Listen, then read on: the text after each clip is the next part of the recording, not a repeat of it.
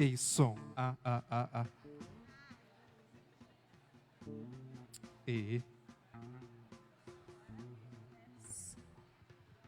Alô, som. Teste, 1, 2. 1, 2. 1, 2, 1, 2. 1, 2. 1, 2.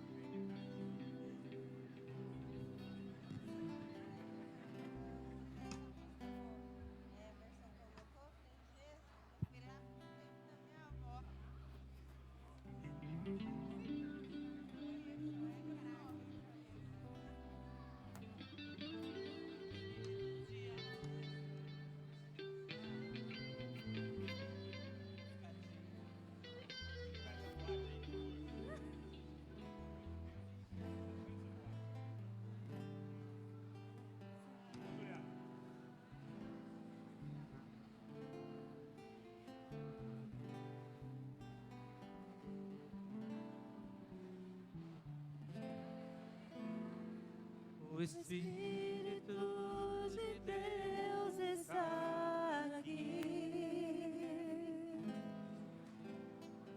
operando em nossos corações, trazendo sua vida e poder, ministrando sua graça e amor.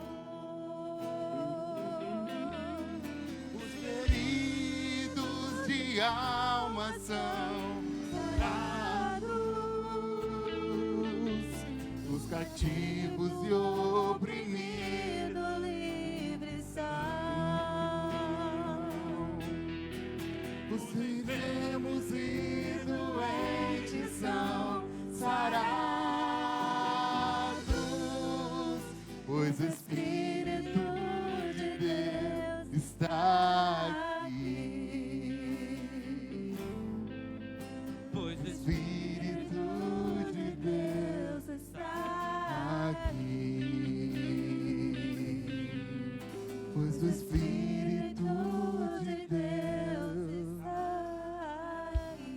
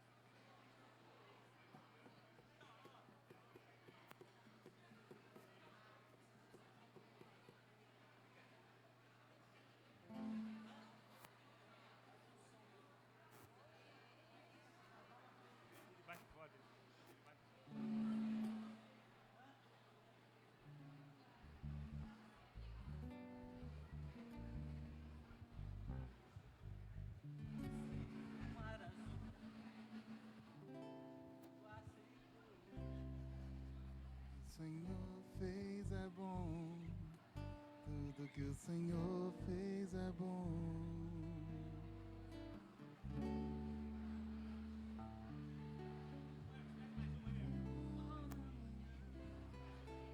Tudo que o Senhor fez é bom, tudo que o Senhor fez é bom. O Senhor poderoso e forte me encontrou, substância informe, esse amor mais forte sorte que a morte me salvou. O Senhor, poderoso e forte, me encontrou. Substância informe, esse amor, mais forte que a morte me salvou. Ele me amou primeiro, Ele me amou primeiro.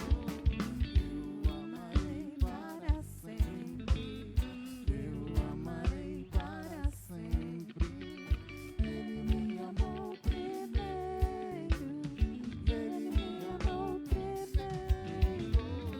Eu amarei para sempre, eu amarei.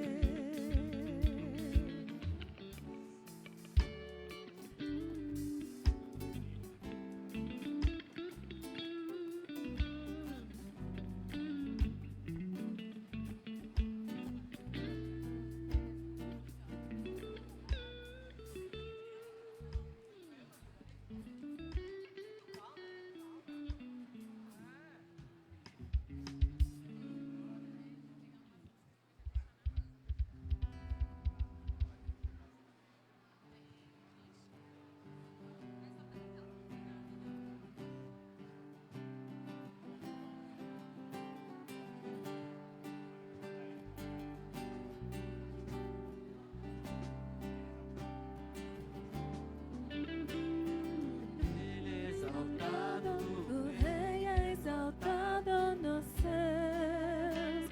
Eu louvarei, Ele é exaltado para sempre, exaltado seu nome. Louvarei.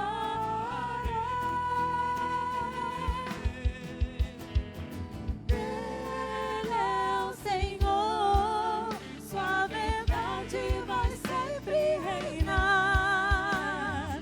Terra e céus glorificam seu santo nome.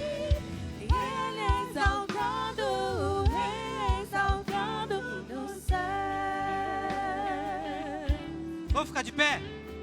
Ele é exaltado, o Rei é exaltado no céu. Eu louvarei, Ele é exaltado para sempre, exaltado seu nome. Louvarei.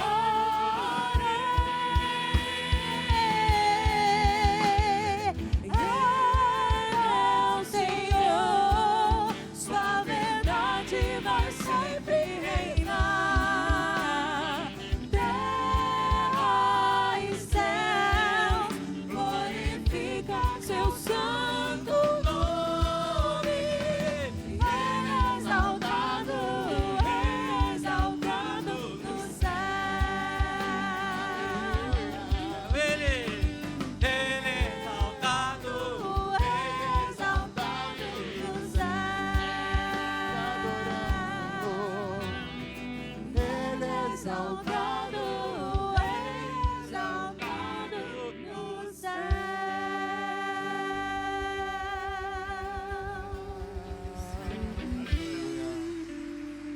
Aleluia. Espírito, Em verdade, te adoramos, te adoramos. Em espírito, em verdade, te adoramos, te adoramos. Rei dos Reis, Rei dos reis e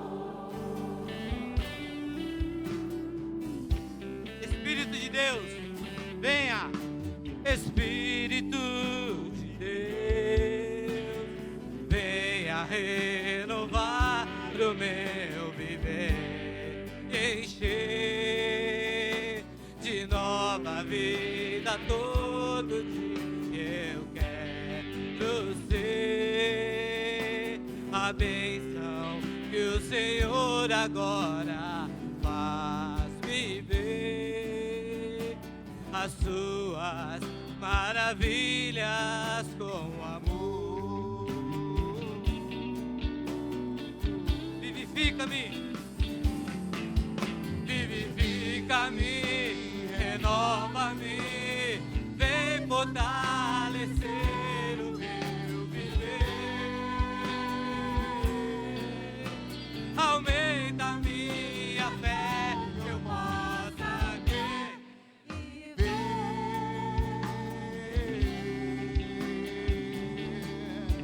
maravilha.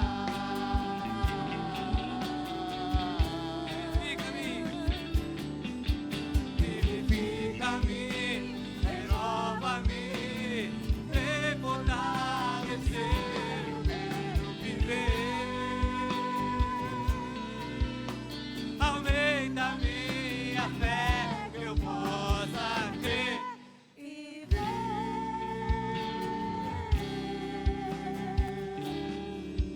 maravilha.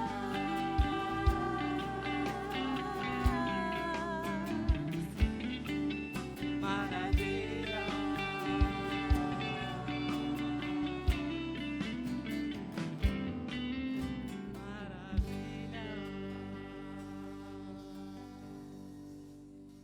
Hoje, amém, louvado seja o Senhor. Hoje é dia 29, daqui 2 dias é uma data importante para nós, cristãos, protestantes, reformados mais ainda. Alguém lembra o que é daqui 2 dias aí? É isso. E tem uma das coisas que a reforma trouxe para nós, é o que nós vamos fazer agora aqui, que é cantar uma música de mais de 500 anos. Com certeza você conhece. Castelo Forte é o nosso Deus.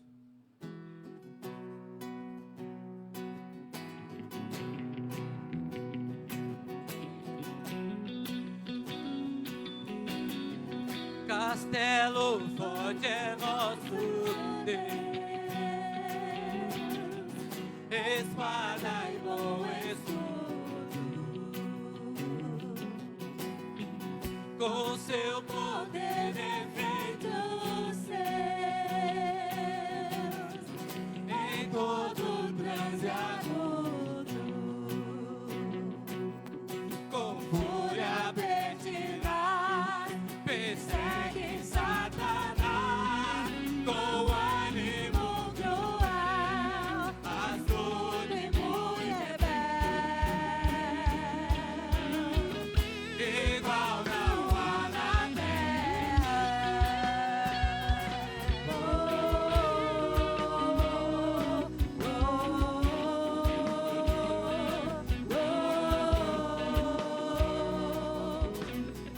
A força dominada faz, sozinho está perdido, mas nosso Deus socorro traz em seu Filho escolhido. Sabem que é Jesus o que venceu na cruz, Senhor dos altos céus, e sendo o próprio Deus, triunfa na batalha.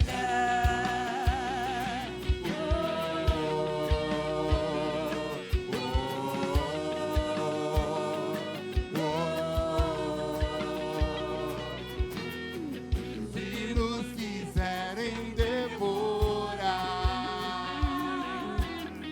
demônios não contados não poderiam derrotar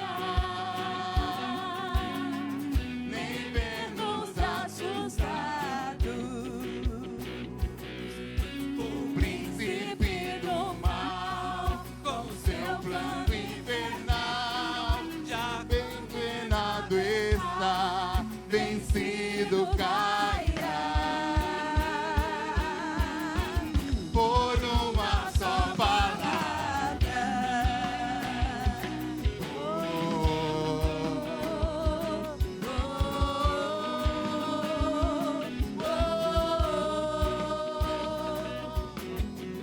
De Deus o verbo vem Sabemos com certeza, e nada nos assustará. Com Cristo por defesa,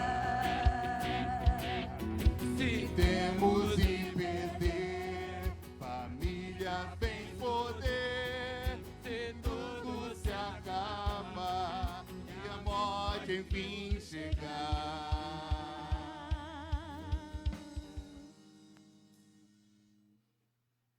Eu sempre dou essa pausa. Um dia, a nossa vida aqui vai acabar. Só que nós temos algo para dizer. Coloca a frase aí. Com Ele reinaremos, castelo forte é nosso. Com Ele reinaremos, Castelo forte é nosso. com Ele reinaremos, Castelo forte é nosso. nosso Deus. Com Ele reinaremos.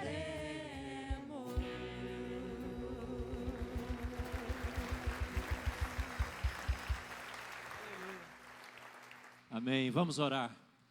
Graças nós te damos, ó Deus, por esta certeza, esperança maravilhosa recebida através de Jesus. Obrigado, Senhor, porque em Cristo Jesus nós temos esta certeza de que contigo estaremos, contigo reinaremos e contigo viveremos para sempre. Louvado seja o teu santo e grande nome. Te agradecemos, Senhor, pela tua misericórdia, porque apesar de tu seres um Deus tão grande, onipotente, também amas, cuidas e tu olhas para as nossas vidas.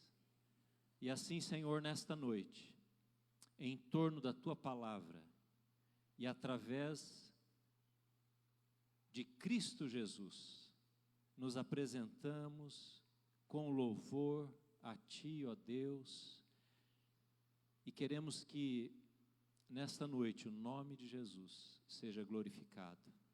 Senhor, esperamos como uma terra preparada a Tua santa semente, a Tua palavra, que vai vivificar mais uma vez os nossos corações.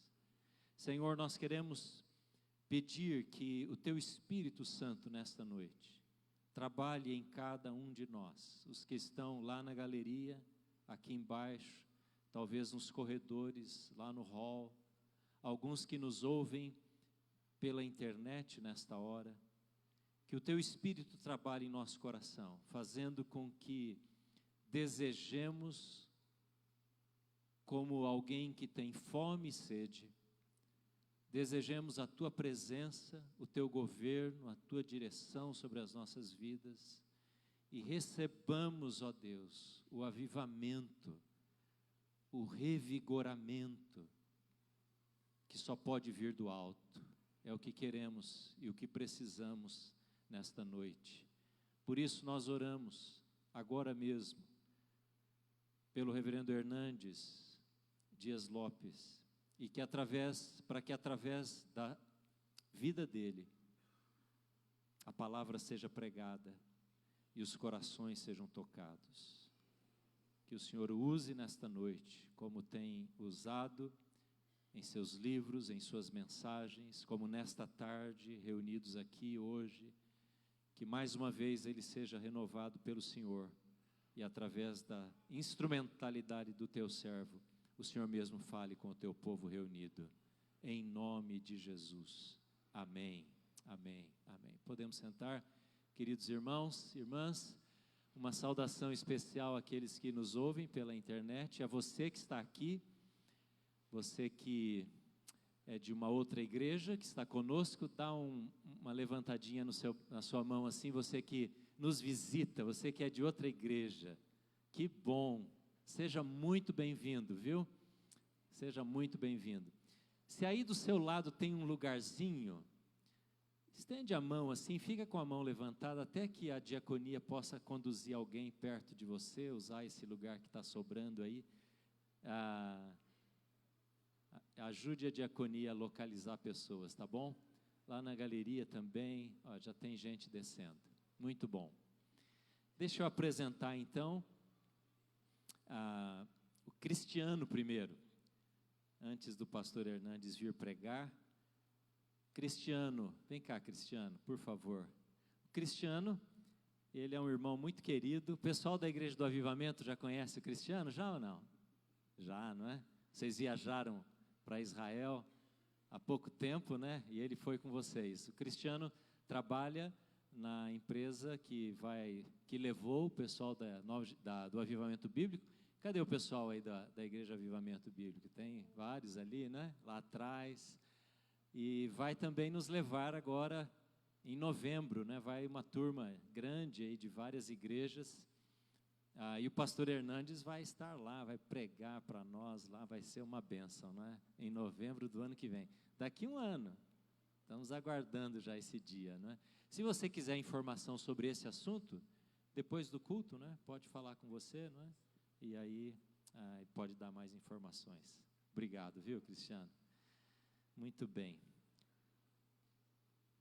Pastor Hernandes vai estar aqui em Prudente. Depois, no finalzinho do culto, eu vou dar esses dados para não tomar o tempo agora. Daqui a 2 semanas, se não me engano, 2 semanas, poucos dias. Depois eu vou dar exatamente o local, a hora, para que possamos também, mais uma vez, ouvi-lo lá naquele dia. Pastor Hernandes, por favor, venha à frente. Como eu disse nesta tarde, esse não é o púlpito da Igreja Presbiteriana Independente nessa noite. A gente está muito feliz em receber o senhor, receber todo esse povo aqui, mas esse é o púlpito de Prudente. Na verdade, é da Igreja de Cristo que está aqui e sempre é uma alegria. O senhor já tem vindo aqui a Prudente muitas vezes, não é?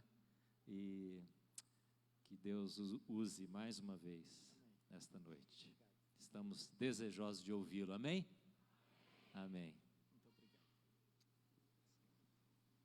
obrigado. Obrigado, pastor Evandro, pelo seu carinho. Irmãos amados, Deus está neste lugar. E onde Deus está, certamente coisas grandes e novas acontecem. Deus é o Deus que fala, e Ele fala pela sua palavra. Por isso eu convido você para abrir sua Bíblia comigo, no livro do profeta Isaías, no capítulo 44, versos 3 a 5. Isaías 44, 3 a 5.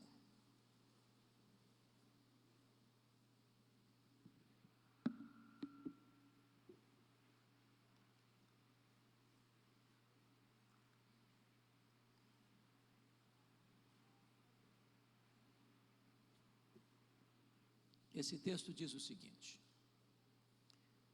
porque derramarei água sobre o sedento, torrentes sobre a terra seca. Derramarei o meu espírito sobre a tua posteridade e a minha bênção sobre os teus descendentes. E brotarão como a erva, como o salgueiro junto às correntes das águas. Um dirá: eu sou do Senhor. O outro se chamará do nome de Jacó. O outro ainda escreverá na própria mão: eu sou do Senhor. E por sobrenome tomará o nome de Israel. Amém. Há alguns anos eu estava pregando em Salvador, E naquela ocasião eu pregava sobre avivamento espiritual. E quando terminou o culto, uma repórter da cidade estava lá para uma entrevista. E aquela repórter olhou nos meus olhos e me fez uma pergunta perturbadora. Ela me perguntou assim: o senhor crê no que prega? E eu respondi para ela: é claro que eu creio no que eu prego. E ela, um tanto quanto cética, incrédula, redarguiu: mas o senhor crê que ainda hoje é possível acontecer um avivamento que produz um impacto numa igreja, que mexa com uma cidade inteira, que influencia uma nação toda? E eu respondi para ela: eu creio piamente nisso. Ela então me perguntou de novo: mas o senhor pode pelo menos me dar alguma evidência disso? E eu respondi para ela: claro que eu posso. E eu citei 2 exemplos para aquela repórter. O primeiro deles, eu citei para ela o que aconteceu na Inglaterra, no século XVIII. Vocês bem sabem que, como fruto do racionalismo e mais tarde do iluminismo, uma onda de ateísmo varreu a Europa. Na Inglaterra, a situação era dramática. A incredulidade, a devassidão moral tomava conta da sociedade, a ponto de, em Londres, cada 6 casas, uma era um prostíbulo. As igrejas estavam vazias.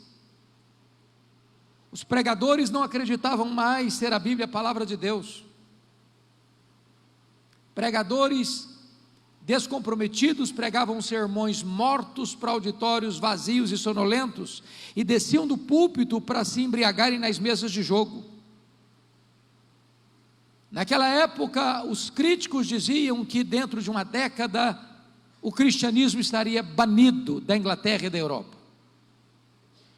Quando todos, entretanto, apostavam no fracasso irremediável da igreja, Deus começa a despertar um grupo de estudantes da Universidade de Oxford para orar por avivamento. Eles se reuniam com frequência, confessavam seus pecados, choravam diante de Deus, pediam a restauração da igreja, um derramamento do Espírito Santo. E foi numa dessas reuniões de oração, precisamente no dia 31 de dezembro de 1739, às 3 horas da madrugada, que naquele grupo onde estava John Wesley, George Whitefield e outros mais, o Espírito Santo de Deus foi derramado sobre eles. Algo extraordinário aconteceu. Aqueles jovens foram cheios do Espírito Santo. Eles se levantaram com grande graça e poder para pregar, e as igrejas ficaram repletas de pessoas famintas de Deus. Os templos não comportaram as multidões sedentas, e eles foram para as ruas, para as praças. E nas praças as pessoas se acotovelavam, disputando um espaço para ouvir a palavra de Deus. Esse avivamento varreu toda a Inglaterra. Centenas de milhares de pessoas salvas. Mais tarde, os historiadores escreveram que foi este avivamento inglês que salvou a Inglaterra do banho de sangue da Revolução Francesa. Mas eu contei para aquela repórter um exemplo mais contemporâneo. Eu falei para ela da Romênia. Eu acho que todos vocês sabem que a Romênia viveu longos anos debaixo de um governo cruel, carrasco, de um ditador que esmagou o povo com mão de ferro, num regime de opressão, Ceausescu e a sua mulher. O que talvez alguns de vocês não se lembrem, é que Deus libertou a Romênia em apenas 10 dias. O que talvez alguns não saibam, é que Deus usou uma igreja de apenas 80 membros para desencadear esse processo. Tudo começou no dia 15 de dezembro de 1989, quando a polícia de Ceausescu cercou a casa do pastor Toderic, na cidade de Timisoara, para expulsá-lo da cidade. Os 80 membros da igreja se reuniram ao redor da casa do pastor, fazendo um cordão de isolamento, e impediram que a polícia o expulsasse.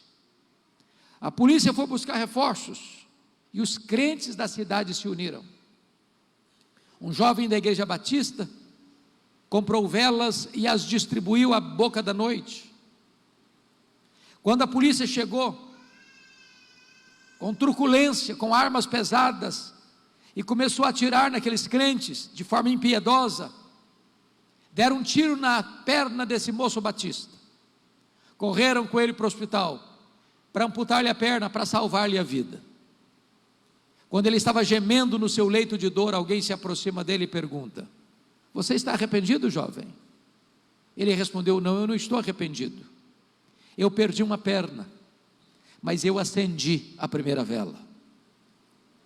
Naquela mesma noite, uma jovem da Assembleia de Deus saiu gritando a plenos pulmões pelas ruas de Timisoara: Deus existe, Deus existe, Deus existe, liberdade, liberdade, liberdade. Este grito encontrou ouvidos em toda a nação. 10 dias depois, precisamente 25 de dezembro de 1989, sob a liderança dos pastores, havia mais de 100.000 pessoas na capital da Romênia, clamando a plenos pulmões: Deus existe, Deus existe, Deus existe, liberdade, liberdade, liberdade. Naquela noite, Ceausescu caiu, a Romênia ficou livre e o evangelho pode prosperar naquela nação. Eu creio, irmãos, firmemente na possibilidade de um grande derramamento do Espírito Santo, de um grande reavivamento espiritual, para os nossos dias, para sacudir a nossa vida, para sacudir a igreja de Deus, para realizar uma grande transformação no nosso país, na nossa nação. O texto que nós acabamos de ler nos leva a essa conclusão. Se não, vejamos. Há 4 verdades nesse texto que eu gostaria de tratar com vocês nesta noite. Primeiro, o avivamento é uma promessa de Deus. Segundo, o avivamento é uma necessidade da igreja. Terceiro, o avivamento precisa ser buscado pela igreja. Quarto, o avivamento traz resultados extraordinários para a igreja. Sobre essas 4 verdades eu gostaria de então conversar um pouco com vocês a partir de agora. Primeiro, vamos ver que o avivamento é uma promessa de Deus. Volte os seus olhos comigo para o versículo 3. Porque derramarei água sobre o sedento, torrente sobre a terra seca, derramarei meu espírito sobre a tua posteridade e a minha bênção sobre os teus descendentes. Há 2 coisas aí sobre essa promessa. Primeiro, é uma promessa segura, porque quem está prometendo não é um homem, não é uma igreja, não é uma denominação religiosa, não é um concílio eclesiástico. Quem está prometendo é o Deus Todo-Poderoso, que não é homem para mentir. O que ele fala, ele cumpre, e o que ele faz, ninguém pode impedir a sua mão de fazê-lo. Se Deus prometeu, ele vai cumprir. E sabe, irmãos, não tem nada, nem ninguém, que possa deter os passos de uma igreja cheia do Espírito Santo de Deus, quando Deus cumpre essa promessa. O sinédrio judaico tentou intimidar os apóstolos, prendê-los, açoitá-los, mas quanto mais tentavam fazer retrair a obra de Deus, mais a igreja crescia. Mais tarde vieram os imperadores romanos, a partir de Nero, com crudelíssima perseguição. Os crentes foram jogados nas arenas, para os cães morderem, para os touros pisarem, para os leões esfaimados devorarem. Os crentes foram crucificados, os crentes foram queimados vivos. Mas quanto mais sangue era derramado, mais a igreja crescia. O sangue dos mártires tornou-se a sementeira da igreja. Deixa eu lhes dar mais um exemplo. Vocês conhecem a história da Inglaterra. Em 1553, assume o governo da Inglaterra Maria Tudor, depois da morte precoce de Eduardo VI. Essa mulher foi chamada de Maria a Sanguinária. E essa mulher perseguiu de maneira amarga e terrível a igreja de Deus na Inglaterra. A primeira coisa que ela fez foi mandar para a estaca e queimar em praça pública os 3 grandes líderes protestantes da Inglaterra: Ridley, Latimer e Cranmer. Um banho de sangue na Inglaterra. Muitos tiveram que fugir da Inglaterra para poupar a sua vida. Mas fugiram para onde? Para a Alemanha, para a Holanda, para os lugares onde a reforma já havia sido estabelecida. Quis a providência de Deus que essa mulher morresse cedo, 5 anos depois de governo, em 1558. Quem assume o governo? Elizabeth, também conhecida por Isabel, que teve um longo governo de 1558 a 1603. Um dos primeiros decretos de Elizabeth foi decretar a volta dos foragidos para a Inglaterra. E ao estarem no continente, entraram em contato com a reforma, com movimentos puritanos, melhor dizendo, com o movimento da reforma. E quando eles retornam para a Inglaterra, eles retornam fazendo 4 solicitações, ou melhor, 4 exigências para a igreja da Inglaterra.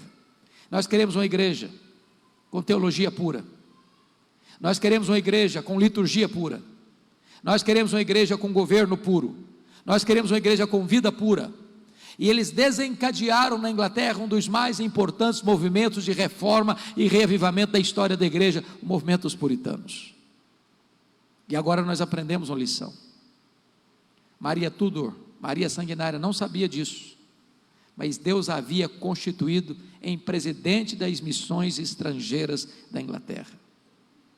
Quando ela pensou que estava destruindo a igreja, ela estava apenas promovendo o crescimento da igreja. Sabem por quê, irmãos? A igreja de Deus é indestrutível.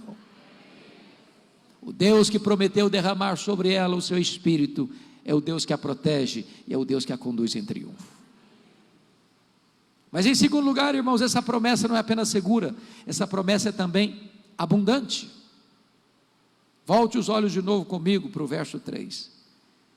Porque derramarei água sobre o sedento, torrente sobre as terras secas, derramarei meu Espírito sobre a tua posteridade, e a minha bênção sobre os teus descendentes. Há 2 palavras aí que merecem destaque. Primeiro, a palavra derramar. Segunda palavra, torrentes. Ambas falam de algo profuso, abundante, caudaloso. Em outras palavras, Deus não dá o seu Espírito por medida.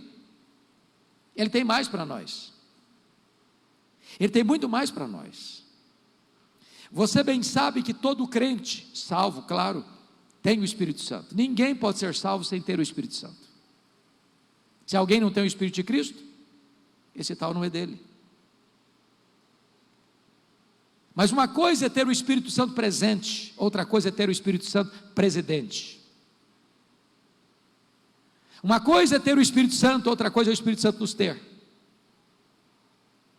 Uma coisa é ser habitado pelo Espírito Santo, outra coisa é ser cheio do Espírito Santo. E quando Deus derrama do seu Espírito, irmãos, Ele enche a sua igreja de grande poder. E é isso que está prometido aqui no texto de Isaías. E eu gostaria de esclarecer isso de uma maneira mais simples para os irmãos.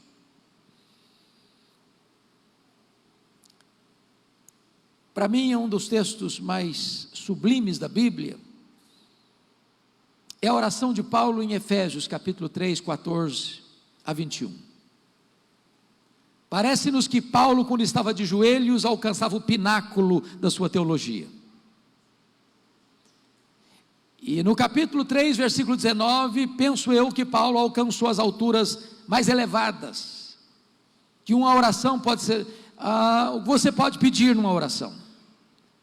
E Paulo está orando aí para que você e eu sejamos tomados, não de Deus, não da plenitude de Deus, mas para que você e eu sejamos tomados de toda a plenitude de Deus. O que é isso? Eu preciso fazer uma outra pergunta, mas quem é Deus? Quais são os atributos de Deus? Apenas para relembrar-nos dos atributos que só Deus os tem, os atributos chamados incomunicáveis de Deus, diríamos nós que Deus é autoexistente, que Deus é imenso, que Deus é infinito, que Deus é eterno, que Deus é imutável, que Deus é onipotente, que Deus é onisciente, que Deus é onipresente, que Deus é transcendente, que Deus é soberano, que Ele é maior que tudo quanto Ele criou. Mas isso me leva a uma segunda pergunta: qual é o tamanho do universo que Deus criou? Bom, nenhum cientista é capaz de afirmar isso com clareza exatamente qual é o tamanho do universo. O que eles já sabem hoje, afirmam, é que o nosso universo tem mais de 93 bilhões de anos-luz de diâmetro. E o que significa isso? Significa que se você voar à velocidade da luz, 300 mil quilômetros por segundo, nessa velocidade, você demoraria mais de 93 bilhões de anos para ir de uma extremidade à outra do universo. Pois o seu Deus é maior que o universo. Não há um centímetro desse universo onde eu não possa dizer: isso aqui é meu, eu criei isso aqui, sou o dono e senhor disso aqui. Ele é transcendente, nem os céus dos céus podem contê-lo. E agora Paulo está orando para que você e eu, frágeis vasos de barro, sejamos tomados de toda a plenitude de Deus. Talvez você é levado a pensar: será que Paulo não estava delirando? E para que não cheguemos a essa conclusão, ele diz no verso seguinte, Efésios 3:20: ora, aquele que é poderoso, não para fazer mais, não para fazer muito mais, mas para fazer infinitamente mais do que tudo quanto pedimos ou pensamos, conforme o seu poder que opera em nós. A Ele seja a glória na igreja e em Cristo Jesus, agora e pelos séculos eternos. Porque às vezes a gente cita esse versículo: Ele é poderoso para fazer infinitamente mais, diante de problemas corriqueiros da vida. Eu estou com inflamação no dedão do pé, mas Deus é poderoso para fazer infinitamente mais. Ok, Deus pode mesmo. Mas esse versículo está no contexto do maior e mais audacioso pedido feito a Deus, para que você e eu sejamos tomados de toda a plenitude de Deus. Ele já alcançou o máximo, e depois de alcançar o máximo, ele diz que Deus é infinitamente poderoso para fazer infinitamente mais. Com isso eu quero dizer para você que Deus tem muito mais para nós. Deus tem infinitamente mais para nós. Sabe qual é o meu problema? Sabe qual é o seu problema? É que nós limitamos Deus ao nosso conhecimento e à nossa experiência. Nós achamos que tudo quanto Deus tem para nós é o que eu conheço, e é o que eu já experimentei. E nós só estamos arranhando a superfície. Nós estamos nadando em águas rasas, apenas com os artelhos, quando Deus tem um oceano infinito na nossa frente. E Ele é poderoso para fazer mais, e Ele tem mais para nós. Nós não podemos nos conformar a uma vida cristã medíocre, pobre, rasa, árida, infrutífera. Deixa eu ilustrar isso de novo.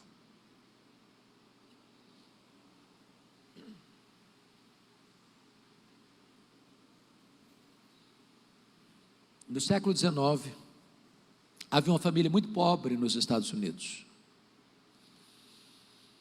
Essa família tinha 7 filhos pequenos, de 14 anos para baixo. Quando o chefe dessa família morre e deixa a viúva pobre, endividada, com 7 filhos para criar e grávida do 8º filho. Vieram os credores e levaram o pouco que ela tinha. Alguém diz para ela: a senhora não tem condições de criar esses filhos, a senhora precisa dar um pouco deles para alguém cuidar. Ela não abriu mão dos filhos. Quando nasceu o 8º filho, não era o 8º, era o 8º e o 9º, porque eram gêmeos. Um dia o 5º filho disse para ela: mamãe, eu vou sair da roça, eu vou para a cidade, Deus tem um plano na minha vida. E ele foi para Boston, em Massachusetts. Seu tio lhe conseguiu um emprego numa sapataria.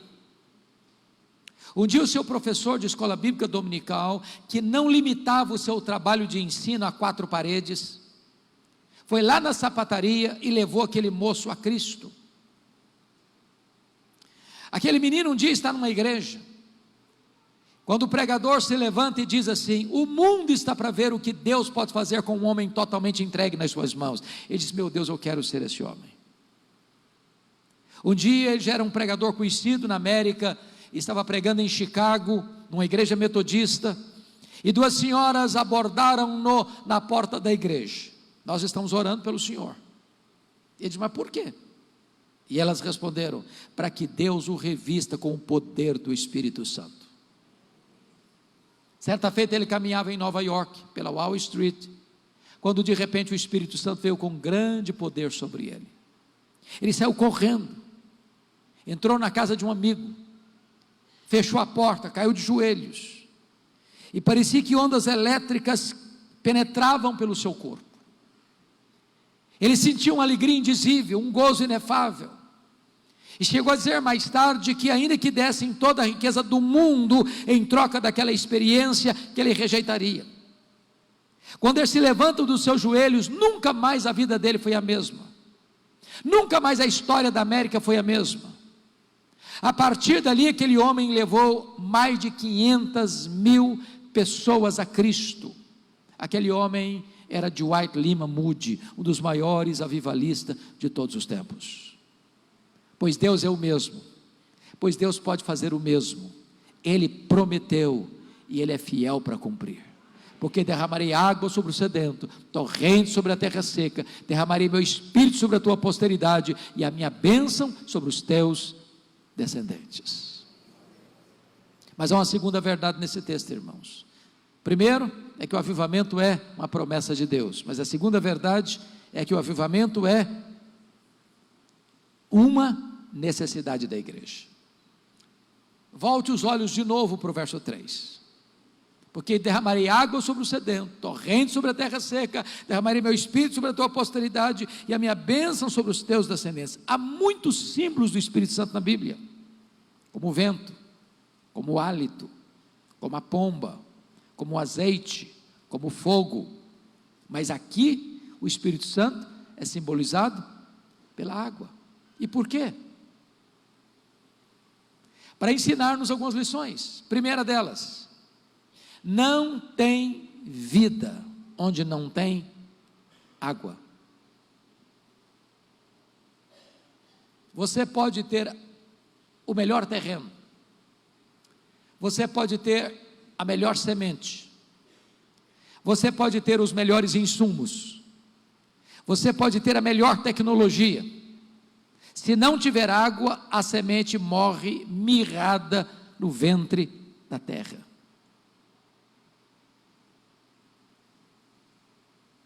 A primeira vez que eu fui a Israel,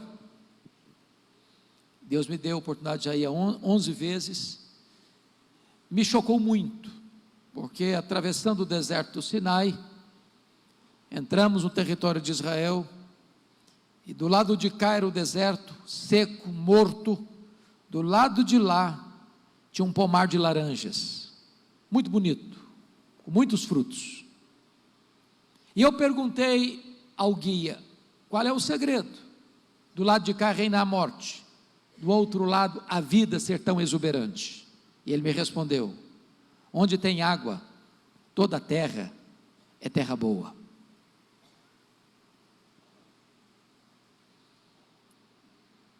Sabe o que significa isso? Você pode ter templos bonitos, você pode ter tecnologia sofisticada, você pode ter pregadores eruditos, você pode ter gente influente da sociedade na igreja, mas sem o Espírito Santo não tem vida na igreja. Nós poderíamos reunir todo o nosso conhecimento, toda a nossa metodologia e todo o nosso esforço, e nós não produziríamos um convertido sequer. Eu preciso concordar com o grande pregador do século XIX, o príncipe dos pregadores, Charles Haddon Spurgeon, quando ele disse: é mais fácil eu acreditar que um leão tornar-se-á vegetariano do que eu acreditar que uma alma sequer possa ser salva sem a obra do Espírito Santo de Deus. Nós dependemos do Espírito Santo, nós precisamos do Espírito Santo. Mas em segundo lugar, a água é necessária para purificar. Eu não sei se você já fez essa pergunta, eu já fiz muitas vezes. Por que que nós ainda não experimentamos um poderoso reavivamento? Será que a palavra de Deus caducou? Será que as promessas de Deus foram esquecidas? Será que a mão de Deus está encolhida? Será que os ouvidos de Deus estão tapados? Será que a igreja não precisa mais hoje? Por que que tarda o pleno avivamento? E só tem uma resposta para isso, irmãos. É que entre as chuvas torrenciais do Espírito e a terra seca, tem um obstáculo no caminho. E esse obstáculo chama-se pecado.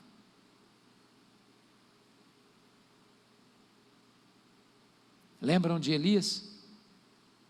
Antes de ter subido para o cume do Carmelo, para clamar por chuva, ele tirou Baal do caminho.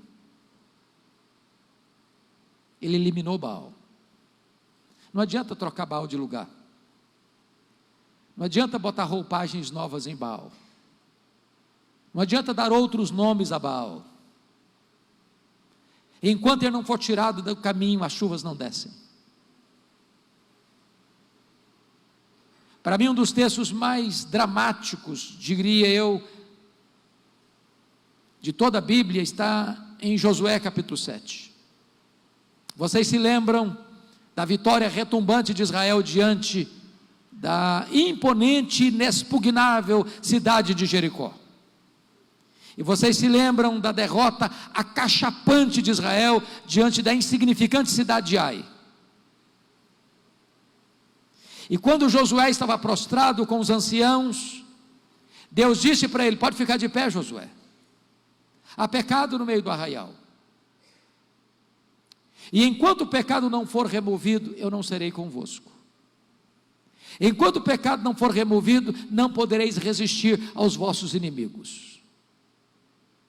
Às vezes nós pensamos que o maior problema da igreja é o diabo, e não é. O maior problema da igreja não é a presença do diabo, é a ausência de Deus.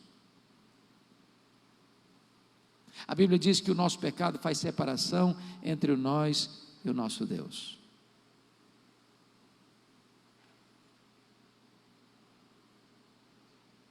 Nós gostamos e apreciamos Romanos 1,31. Se Deus é por nós, quem será contra nós? Mas via de regra nós não fazemos uma outra pergunta: e se Deus for contra nós, quem será por nós?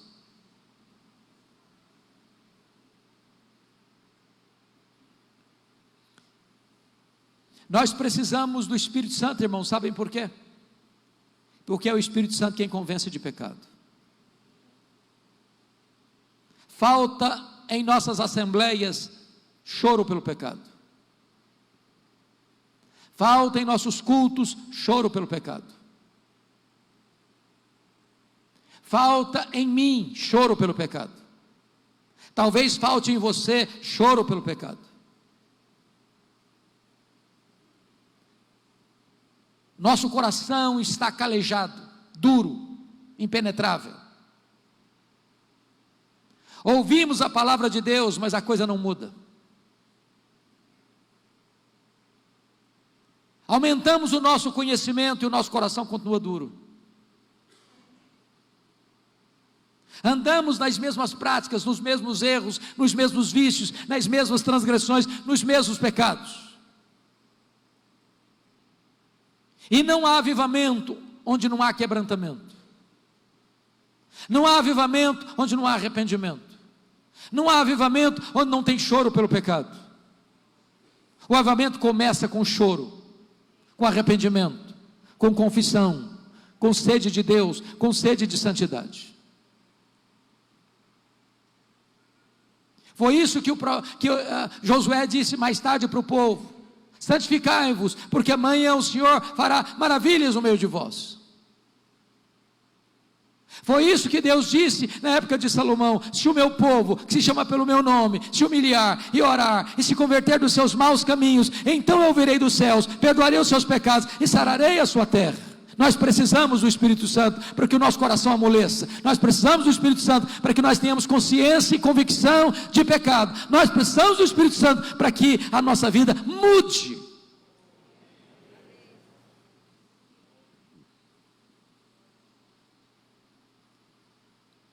Mas esse texto nos leva a uma terceira verdade. Primeiro, o avivamento é promessa de Deus. Segundo, o avivamento é necessidade da igreja. Mas em terceiro lugar, o avivamento deve ser buscado ansiosamente pela igreja. Volte os olhos de novo comigo ao verso 3.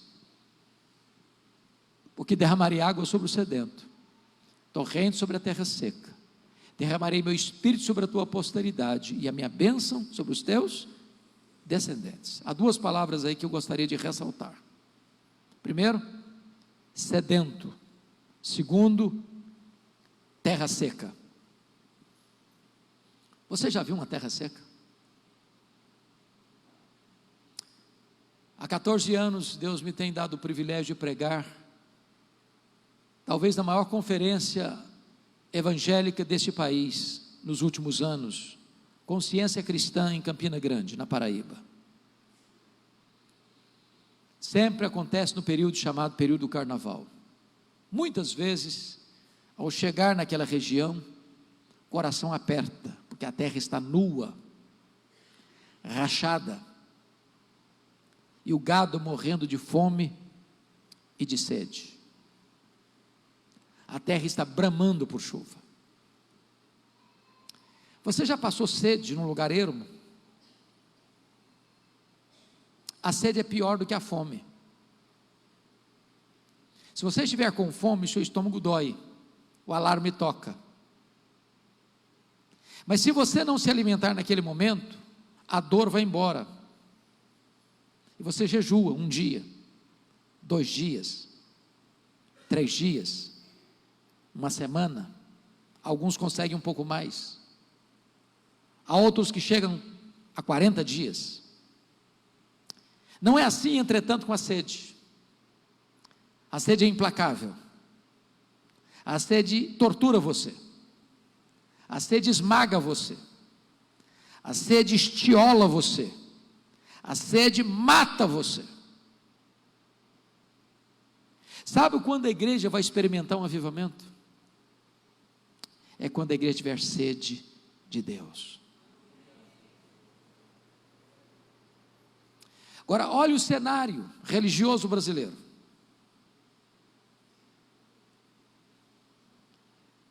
Veja os grandes ajuntamentos do chamado povo evangélico brasileiro. Escute os sermões das maiores assembleias reunidas da chamada Igreja Evangélica Brasileira. As pessoas estão com sede de dinheiro, de prosperidade, de sucesso, de riqueza, de vitórias financeiras, ou de milagres, de curas. O centro de tudo é o homem. Mas sede de bênção não é avivamento. Avivamento é sede de Deus.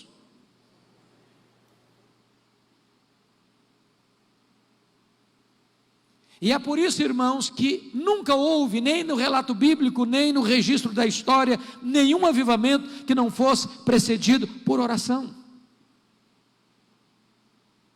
As reuniões de oração estão no CTI espiritual em muitas igrejas. Nós temos tempo para festa, nós temos tempo para churrasco, nós temos tempo para encontros sociais, mas nós não temos tempo para orar.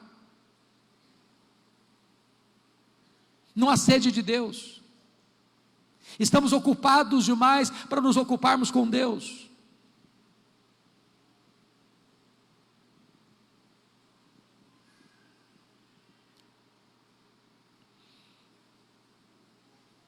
Paulo esteve conosco na Coreia. Foi isso, Paulo? Nós estivemos com 82 pastores, visitando as 11 maiores igrejas da Coreia. Igrejas de 6 mil membros, de 10 mil membros, de 22 mil membros, de 30 mil membros, de 55 mil membros, de 82 mil membros, de 700 mil membros. Vocês sabem que neste ano, a igreja presbiteriana está comemorando 160 anos em solo pátrio. Se nós somarmos todos os presbiterianos do Brasil, acho que nós não chegamos a 2 milhões ainda. A igreja presbiteriana chegou na Coreia 28 anos depois que chegou aqui no Brasil. E eles passam de 10 milhões de membros. Eles representam 23% da população sul-coreana. Eles representam 75% de todos os evangélicos da Coreia. E a pergunta é: por que cresce lá e não aqui?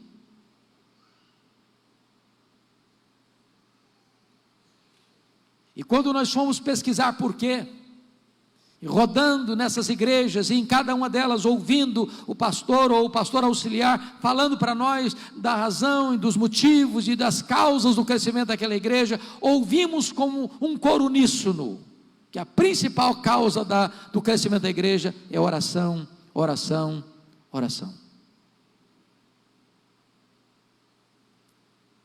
Estávamos numa igreja de 6 mil membros, cujo pastor tinha saído da cátedra de um seminário para plantar uma igreja, e eu já estava com uma igreja de 6 mil membros. Eu o chamei à parte, depois de ouvi-lo, na minha tolice, disse para ele: vocês oram de madrugada, porque lá nenhuma igreja é organizada sem ter uma reunião diária de oração, de madrugada. Porque vocês são orientais, isso é a cultura de vocês. E ele olhou nos meus olhos e me respondeu: não.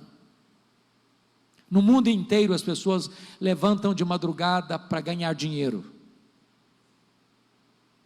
Nós levantamos de madrugada para orar, porque Deus é prioridade na nossa vida.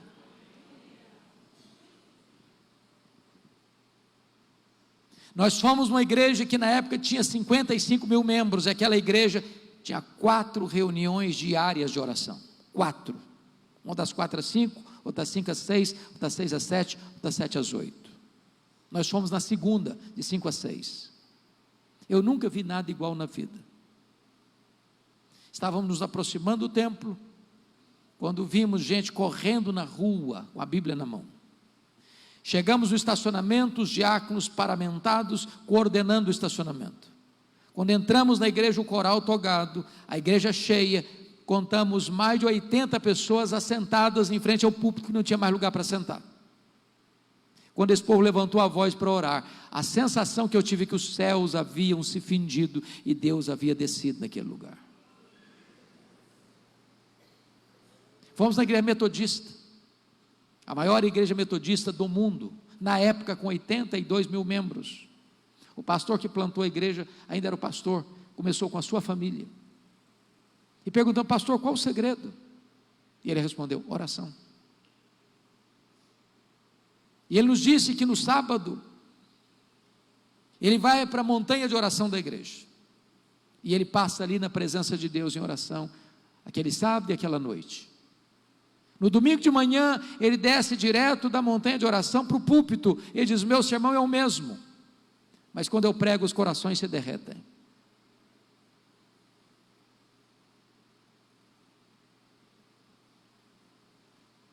Nós somos na igreja do Evangelho Pleno, que está hoje com 61 anos de fundação, uma igreja com mais de 700 mil membros,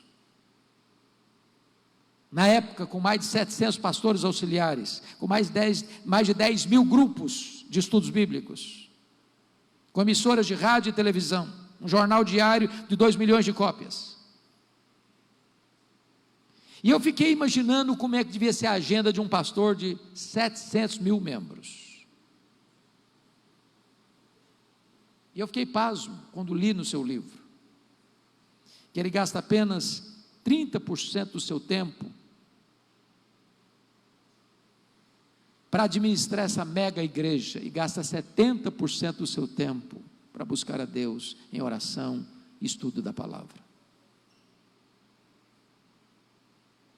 Li numa das suas obras que um dia o presidente da Coreia ligou para ele, a secretária atendeu e o presidente disse: eu preciso falar com o pastor. A secretária disse: ele não pode atender o senhor agora não, ele está orando. O homem achou que a secretária não tinha entendido bem. Falei: mas eu sou o presidente da Coreia, eu quero falar com ele agora.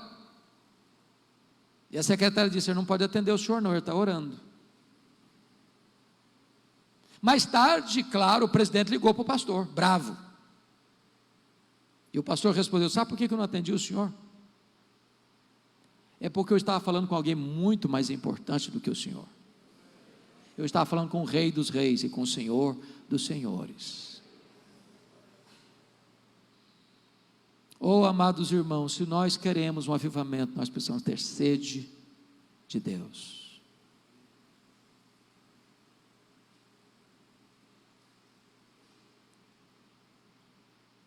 Chegou a hora de nós começarmos a entender que não é do nosso jeito, não é pela nossa força. Foi isso que o profeta Zacarias disse da parte de Deus: não é por força, não é por poder, é pelo meu espírito, diz o Senhor dos exércitos. Mas eu quero concluir. Esse texto nos mostra uma quarta verdade. A primeira é que o avivamento é promessa de Deus. Segundo, que o avivamento é necessidade da igreja. Terceiro, que o avivamento deve ser buscado pela igreja. Quarto lugar, o avivamento traz resultados extraordinários para a igreja. E o primeiro resultado, irmãos, é um crescimento numérico expressivo. Olha comigo o versículo 4. E os teus descendentes brotarão como a erva, como salgueiros junto às correntes das águas. Convenhamos, você está satisfeito com o crescimento numérico da igreja? É isso mesmo, é só isso mesmo. Um dia um colega me ligou chorando e disse assim para mim: pastor Hernandes, a minha igreja, junto com a minha denominação, não batizou um crente por igreja, por ano, em média.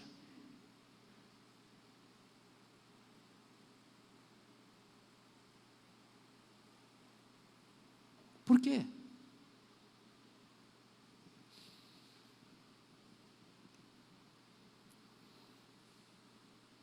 Oh, irmãos, Deus pode fazer muito mais, se nós estivermos cheios do Espírito Santo, se o Espírito Santo foi derramado. Nós temos templos belíssimos, muito bem situados nas principais ruas e avenidas das principais cidades do Brasil. Talvez milhares e milhares de pessoas cruzam os nossos templos todos os dias. Quando Deus derrama do seu Espírito, as pessoas são tocadas lá no estádio de futebol, lá no bar da esquina, lá na boate, lá no campo, lá na sua casa, lá no hospital, e essas pessoas têm pressa para acertar a vida com Deus, e elas correm famintas, desesperadas para a casa de Deus, querendo acertar a vida com Deus.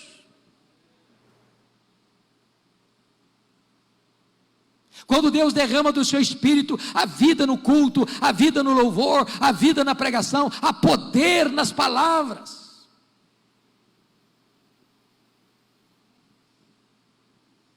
Deixa eu lhes dar 2 exemplos. O primeiro deles, 1904, País de Gales. País de Gales, na época, tinha uma semelhança muito grande com o Brasil hoje, um país que idolatrava o futebol. Os estádios estavam cheios, muito mais do que as igrejas. A jogatina, a bebedeira, a prostituição. E Deus mexeu com aquele país, irmãos. Não foi com um grande doutor em teologia, foi com um adolescente. Esse adolescente chamava-se Evan Roberts. Um dia esse adolescente entrou no gabinete do seu pastor, que já era um homem idoso, e viu-o prostrado ao chão, chorando, e clamando a Deus assim: oh meu Deus, dobra minha vida, oh meu Deus, dobra minha vida, Senhor. E o menino ficou muito impactado, e ele pensou: se o meu pastor precisa ser dobrado, eu tenho que ser moído. Ele estudava numa cidade vizinha, no domingo ele foi à igreja, e enquanto o culto acontecia, o coração dele se agitava, com o propósito e desejo de voltar para a sua cidadezinha, a cidade de Lagor, e começar uma reunião de oração na segunda-feira. Ele era neófito ainda. Terminado o culto, ele procurou o pastor, disse: pastor, eu estou com meu coração fervendo, com uma vontade imensa de voltar para a minha cidade, começar uma reunião de oração amanhã, segunda-feira, mas eu não tenho discernimento espiritual direito, eu não sei se isso vem de Deus, ou vem da carne, ou vem do diabo, não sei o que foi, me explica esse negócio. O pastor olhou para ele e disse: meu filho, é para orar? Bom, se é para orar, isso não vem nem da carne nem do diabo. Então isso é Deus falando com você. Volta e começa a reunião de oração. Ele voltou. Começou a reunião de oração segunda-feira, chamando os jovens. A reunião foi das 7h às 10h30. Quando Deus está presente, o relógio não incomoda muito. Eu conheço igreja pelo Brasil afora, e Deus tem me dado a bênção de pregar em mais de 1.500 igrejas, das mais diferentes denominações, que se passar 1 minuto de 1 hora, o povo fica desesperado.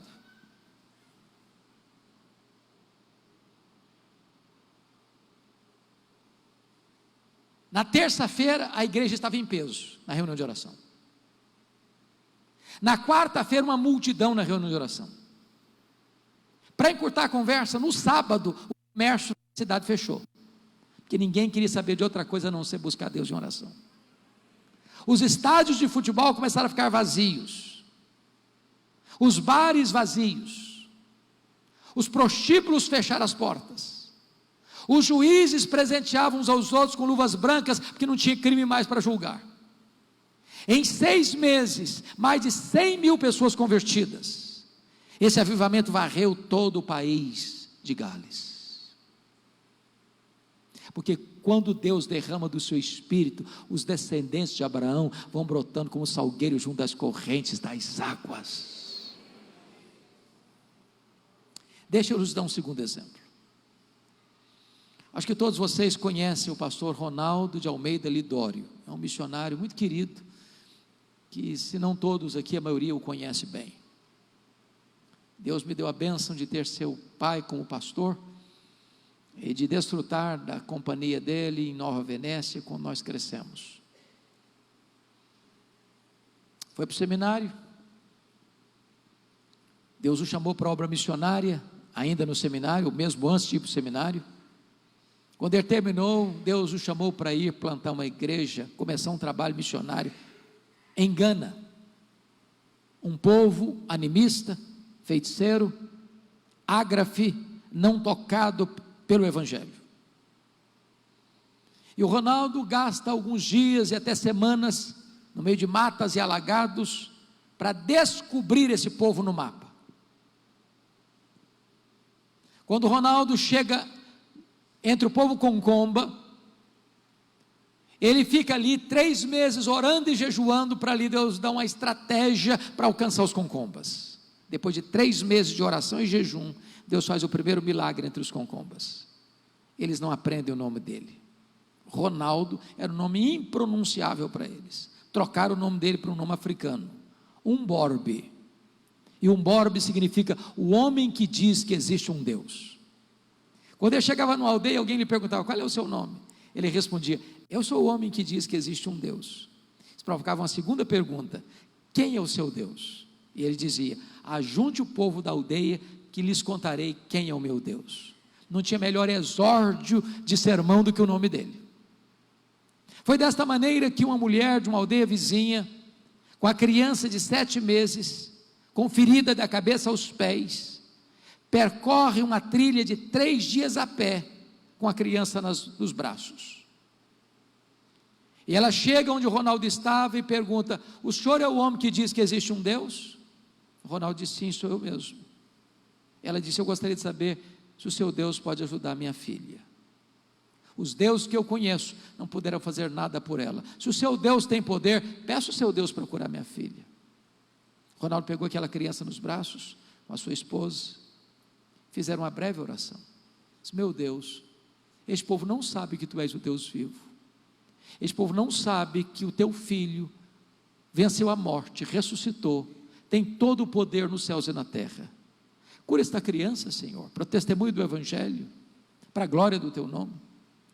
Devolveu a criança nos braços da mãe, ela enrolou a criança em trapos, retorna para sua aldeia 3 dias a pé. Quando ela chega na sua aldeia e desembrulha a criança, nem cicatriz de ferida havia mais no corpo daquela criança. Ela sai gritando a plenos pulmões ter encontrado o Deus vivo, em todas as cabanas da sua aldeia. E o Ronaldo registra num dos seus livros que a partir daquele dia não ficou um dia sequer sem que pelo menos uma pessoa fosse convertida a Cristo. As pessoas saíam correndo do campo, os feiticeiros saíam correndo do campo, chorando, com pressa para acertar a vida com Deus.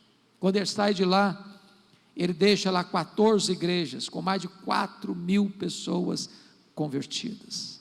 Hoje já são dezenas de milhares de pessoas convertidas, porque quando Deus derrama do seu Espírito, os descendentes de Abraão vão brotando como salgueiros junto às correntes das águas. Irmãos, eu aguardo esse dia, eu espero esse dia, quando nós pastores não teremos tempo talvez nem para dormir direito, nem para comer direito, porque as pessoas vão ter fome de Deus, não de pão, mas fome da palavra de Deus. E os corações vão se derreter, e os corações vão ser quebrados, e o poder de Deus, o Espírito Santo de Deus vai estar agindo lá no campo, lá no bar, lá na esquina, lá na rua, e as pessoas vão ter pressa para acertarem a sua vida com Deus. Mas há um segundo resultado aqui, confira comigo o versículo 5. Quando Deus derrama do seu Espírito, não apenas a igreja cresce numericamente, mas os crentes se levantam para testemunhar de Jesus, e eu sou do Senhor, eu sou do Senhor, eu sou do Senhor. Irmão, já imaginaram essa cena? Crianças, adolescentes, jovens, adultos, velhos, doutores, analfabetos, ricos, pobres, todos saindo pelas ruas, pelas praças, pelos becos, pelas universidades, pelos hospitais, pelo comércio, pela indústria, pelos campos, dizendo: eu sou do Senhor, eu sou do Senhor, eu sou do Senhor, eu sou do Senhor, eu sou do Senhor. O impacto que isso produziria.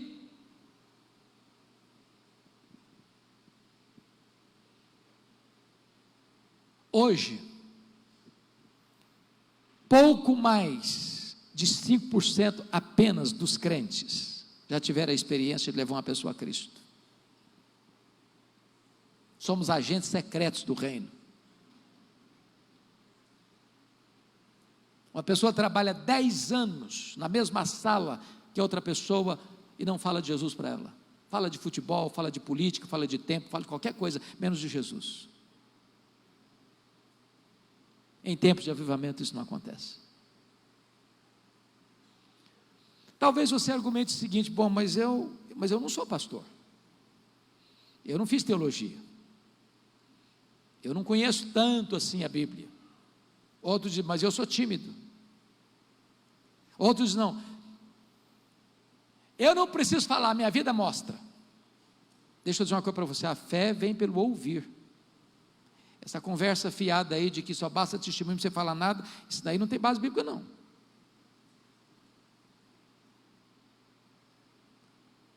Você precisa falar sim. Você precisa pregar sim. Você testemunhar sim.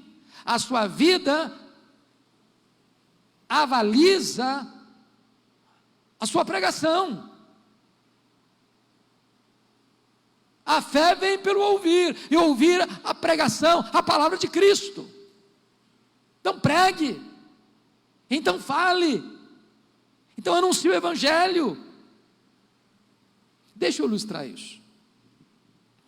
Quando eu cheguei no seminário, em 1978, eu vim da roça. Eu era o cara mais caipira que tinha no seminário. Cheguei no seminário em Campinas, a cidade grande, bonita, pobre, coitado. Nós não tínhamos dinheiro para andar de ônibus, ia a qualquer lugar lá, tudo a pé, e feliz da vida. Um dia uma missionária americana fez amizade comigo e disse: vou te mostrar a cidade de Campinas. Eu falei: que bom. O primeiro lugar que ela me levou foi na escola de cadetes. Quem conhece, um lugar pomposo e muito bonito.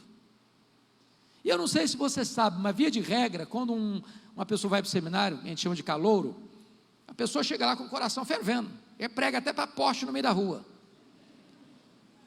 E aí eu cheguei, primeira pessoa que eu vi foi um cadete, claro, o cara que estava com a metralhadora na mão, com a farda engomada, bonita, o nome bordado na lapela da farda, e o nome dele era João Miguel Corpas. Eu fui me aproximando: e aí, João Miguel Corpas, você conhece Jesus, o Filho do Deus vivo? O cara faltou pouco me bater. Ele era um ateu, eu não sabia. Me insultou, me humilhou, falou alguns impropérios para mim, e eu confesso para vocês que eu perdi o rumo de casa. Eu não esperava aquela reação dele. Ele disse: não me fala dessas tolices. E eu fiquei calado. Mas antes de sair, Deus me deu um pouquinho de coragem. E eu disse: João Miguel Corpas, antes de ir embora, preciso lhe dizer 3 coisas. Primeiro, Deus existe, você acredita nele ou não, ele existe assim mesmo. Ele não depende de você crer nele para ele existir, ele existe assim mesmo. Segunda coisa que eu preciso lhe dizer: esse Deus ama você. Esse Deus se importa com você. Esse Deus provou o amor dele por você, mandando o seu filho, seu único filho, vir ao mundo, morrer na cruz pelos seus pecados, para dar a você a vida eterna. E a terceira coisa que eu preciso lhe dizer é que você é um pecador, e se você não se arrepender, você vai para o inferno, e até logo, e sai correndo, porque o cara está com a metralhadora na mão.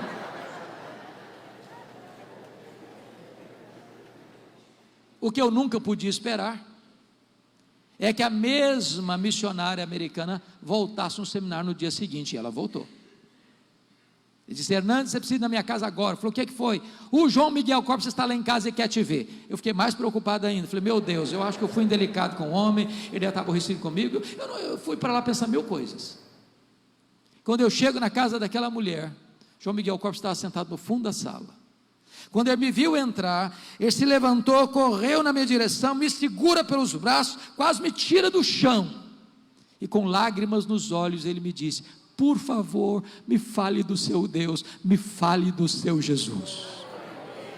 Aquele cadete se rendeu aos pés do Salvador.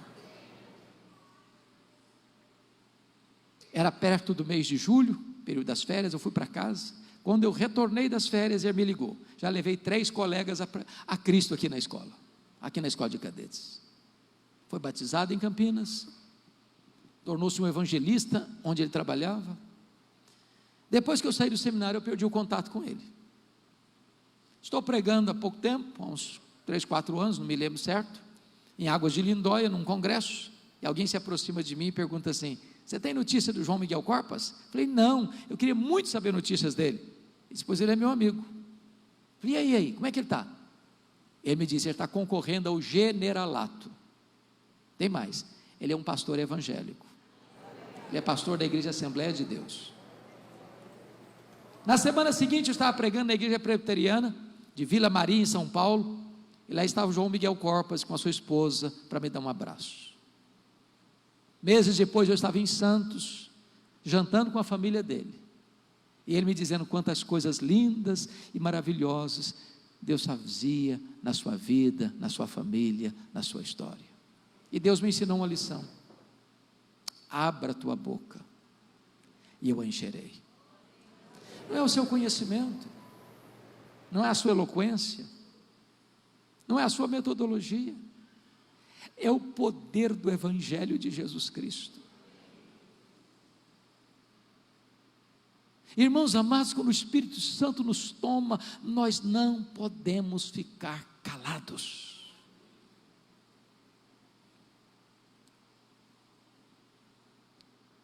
Bom, eu não sei se esse tipo de mensagem mexe com o seu coração.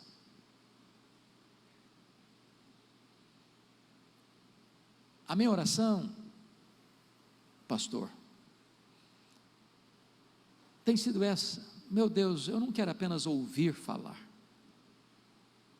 É bom você escutar o que Deus fez no passado. Nós até cantávamos um hino, que mudaram a letra dele agora: chuvas de bênçãos teremos, pelas promessas de Deus, gotas benditas já temos. Às vezes só tem gotas, quando Deus tem chuvas.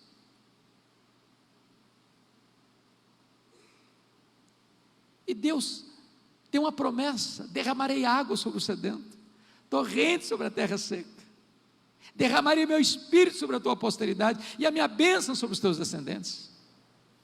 E esta promessa se cumpriu no Pentecostes. E diz a Bíblia que aqueles irmãos,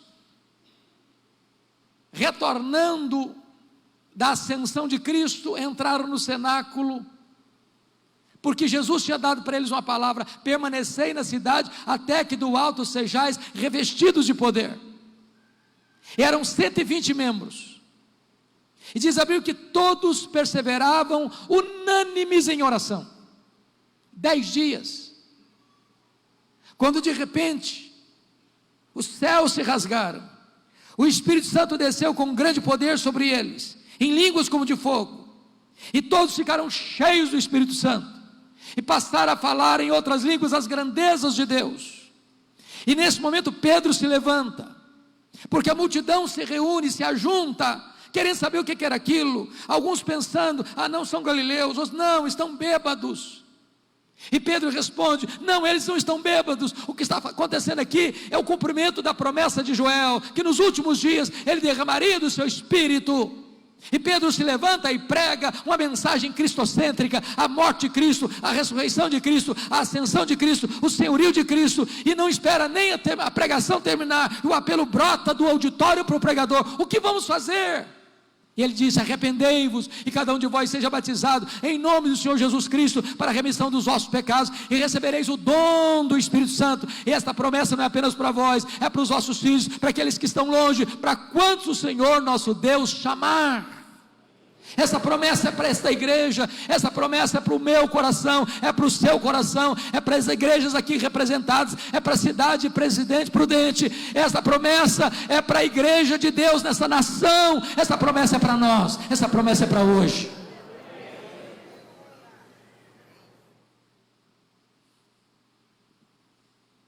Quem sabe nós pudéssemos orar por isso. Eu sei que nós não temos nem espaço aqui na frente, mas se você hoje gostaria de dizer: Senhor, eu quero, Senhor, queria convidar você para se levantar do seu lugar e vir aqui à frente. Nós vamos buscar o Senhor e pedir isso para Ele. Então vem aqui à frente, nós temos algum espaço aqui, você pode vir e nós vamos orar juntos.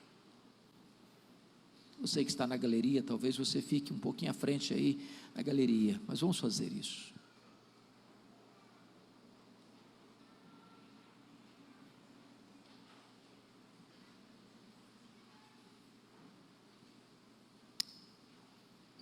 Enquanto você vem, a Bíblia nos ensina que nós não podemos desprezar o dia dos pequenos começos.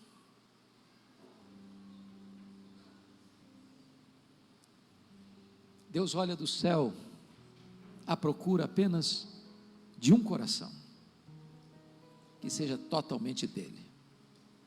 Pode ser um adolescente, pode ser um rapaz, uma moça, pode ser uma pessoa que tem pouco conhecimento, pode ser um líder. Deus não vê títulos. Deus está procurando alguém que seja totalmente dele, tenha a sede dele. De repente, apenas uma brasa que vai incendiar todo um braseiro.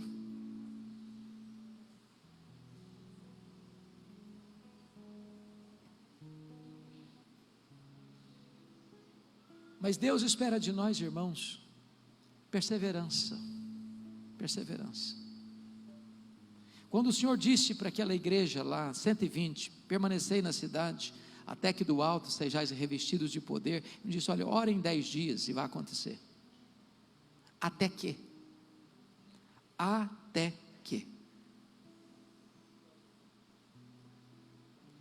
Deus não desperdiça nenhuma das nossas orações.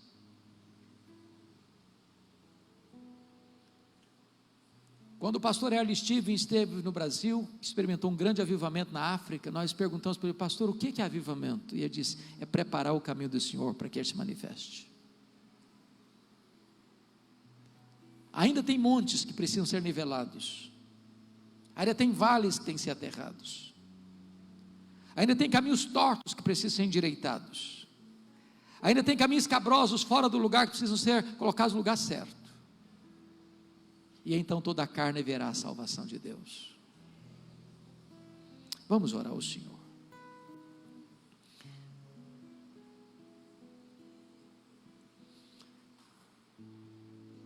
Ó Deus de toda graça, eu preciso desesperadamente de um avivamento na minha vida.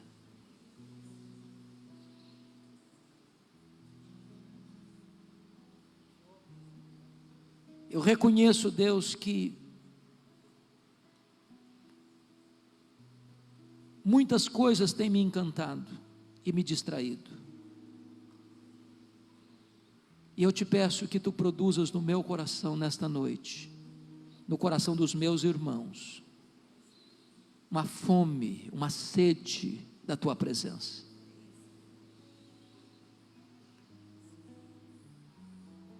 Que tu venhas ao nosso encontro nesta noite e apagues as nossas transgressões, gerando em nós um arrependimento para a vida, uma tristeza pelo pecado,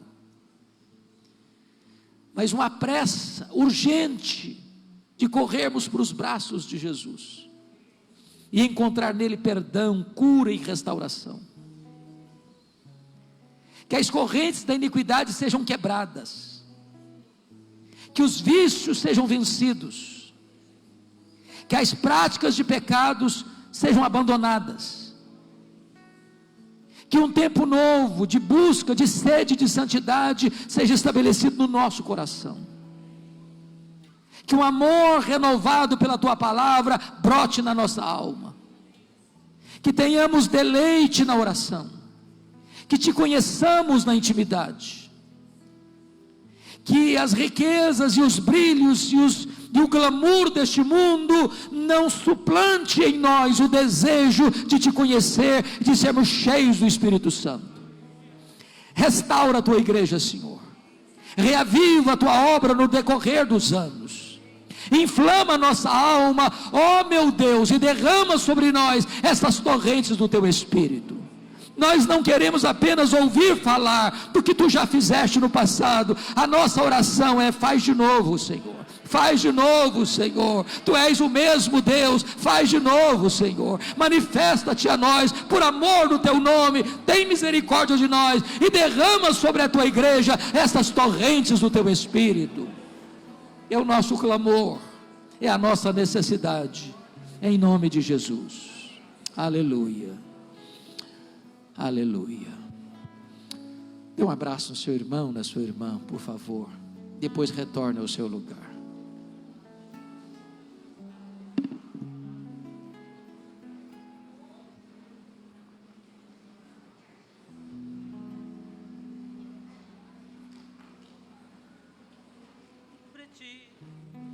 O Espírito Santo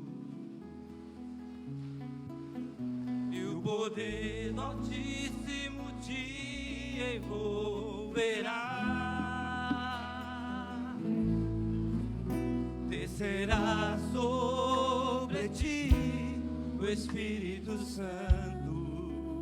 Vamos cantar, irmãos, todos juntos, em pé. O poder do Altíssimo te envolverá. Tua alma viverá, teu espírito renovará, e no teu corpo tudo novo se fará. Tua alma viverá, teu espírito renovará, e no teu corpo tudo novo se fará. E chorarás, e saltarás de alegria.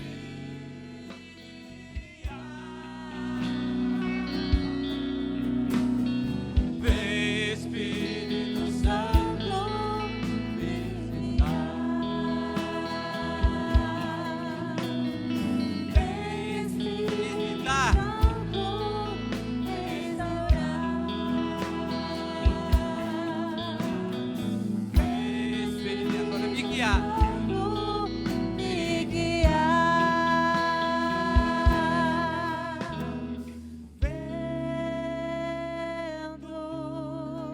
do Espírito,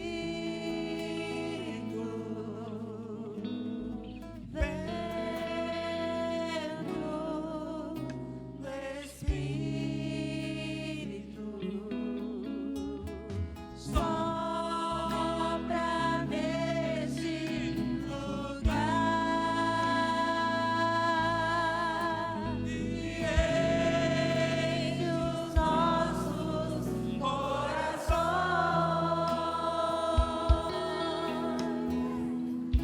Aleluia. Glória a Deus. Podemos sentar um minuto?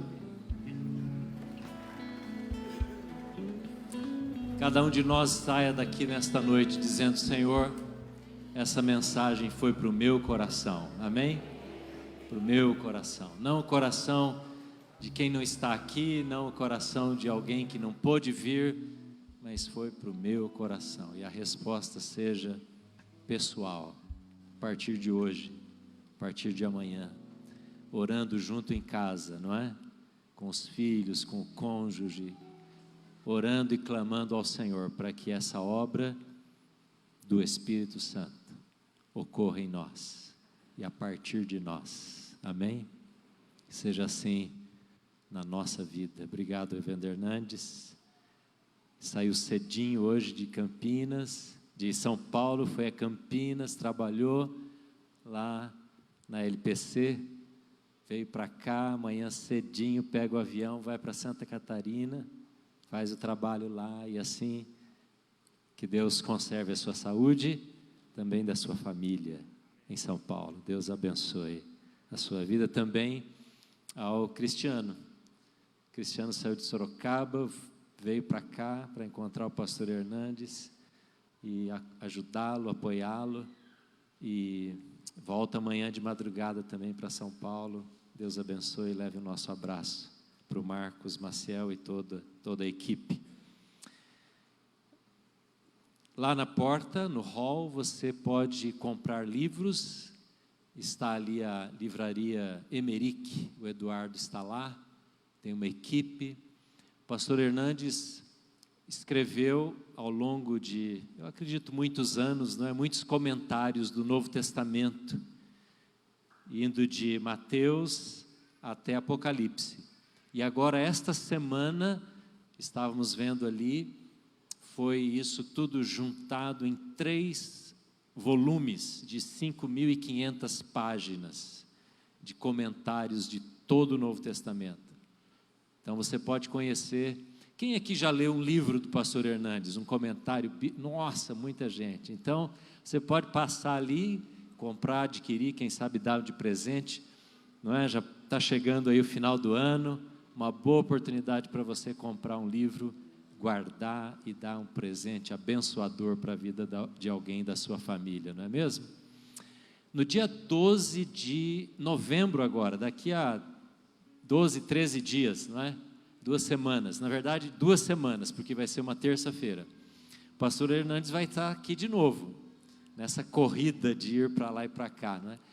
Essa vinda do dia 12 já estava marcada antes, muito tempo atrás, mas lá em Sorocaba, o Marcos e o Cristiano, que cuidam da agenda do pastor Hernandes, me ligaram há um mês atrás, dizendo, olha, só tem uma data, uma brecha, dia 29 de outubro, então na hora eu já peguei a data, viu, reverendo Hernandes?